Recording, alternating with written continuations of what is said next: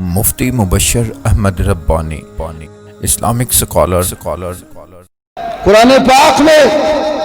24ویں پارے کی ابتدا میں سورہ زمر آیت نمبر 33 اللہ نے کہا والذی جاء بالصدق وصدق بہ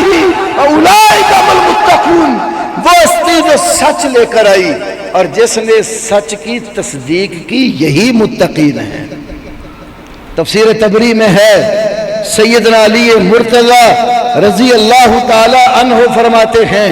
جاء بالصدق سے مراد رسول اللہ ہے صلی اللہ علیہ وسلم، سچ لے کر آئے، وہ صدق بہ، اور اس سچ کی تصدیق جس نے کی وہ ابو بکر صدیق ہیں رضی اللہ عنہ۔ ابو بکر کو علی بھی صدیق مانتے ہیں، اہل بیت کے ائمہ بھی صدیق مانتے ہیں، جتنے اہل سنت کے گروہ ہیں سب کا اتفاقی نقطہ نظر ہے انبیاء رسل کے بعد اس کائنات میں اگر کوئی سب سے سچا شخص ہے تو ابو بکر صدیق ہے۔ اور اللہ نے بھی کیا مقام دیا، آج دنیا میں بھی رسول اللہ کے ساتھ قبر میں سوئے ہوئے ہیں، اور آپ کی حدیث کے مطابق یہ ابو بکر و عمر رسول پاک کے قیامت والے دن بھی دونوں وزیر ہوں گے، ایک طرف ابو بکر ہوں گے اور ایک طرف عمر ہوں گے۔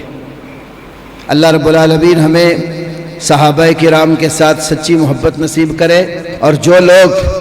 صحابہ کے خلاف زبانیں دراز کرتے ہیں ابھی تو ہم ان کو وارننگ دے رہے ہیں۔ آج تقریباً پاکستان کے اندر تمام مساجد میں،